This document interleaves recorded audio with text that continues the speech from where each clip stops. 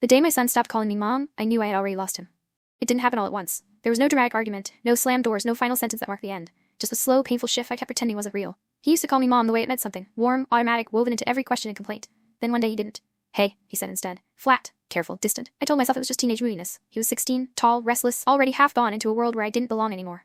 I convinced myself this was normal, that all parents feel this panic when their child starts pulling away.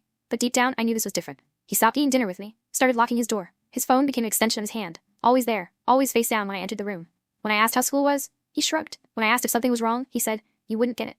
That sentence hurt more than he knew. The first time he didn't come home at night, I didn't sleep.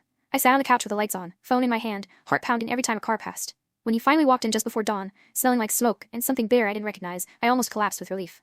"Where were you?" I asked, trying to keep my voice steady. He looked at me like I was embarrassing him. "Chill, I'm not kid." Something in me broke quietly. We used to talk, really talk, about his fears, his dreams, the way he hated his reflection some days. I used to be the person he ran to when the world felt too loud. Somewhere along the way, I became the enemy, the rule maker, the obstacle, the person who didn't understand. I tried everything, being strict, being gentle, giving space, taking space away. Every approach seemed to push him further from me. He rolled his eyes when I worried, laughed when I asked if he was okay, until the night the school called. They said his grades had dropped fast, that he'd been skipping classes, that he'd been seen with people who worried them. They spoke calmly, professionally, like this was just another case. I hung up and stared at the wall, my hands shaking. When I confronted him, he exploded. "You don't trust me. You never listen. You just want control."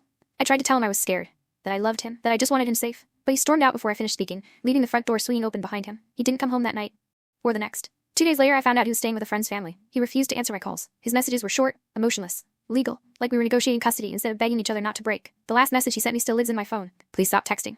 I need space." Space. Such a clean word for something that feels like amputation. Weeks passed, then months. He came by once to grab clothes, wouldn't meet my eyes, didn't hug me, didn't call me mom, just said, "I'll let you know," like I was someone he used to know. People told me to be patient, that he'd come back, that kids always do, but no one tells you how heavy the waiting is, how it feels to love someone you're not allowed to reach. I replay every moment in my head, every rule, every raised voice. Every time I chose discipline over listening, fear over curiosity. I don't know where the exact fracture happened. I only know that by the time I noticed it, it was already too wide to cross. Sometimes I still catch myself setting the table for two. Sometimes I hear footsteps that aren't there. Sometimes I open my phone hoping his name will appear. Just once. He's alive. He's breathing. He's out there. And somehow that makes the loss harder. Because there's no funeral for this kind of grief. No ending. No closure. Just a mother, standing in a quiet house, missing a boy who didn't disappear. He just learned how to live without her. And I'm left learning how to live with that.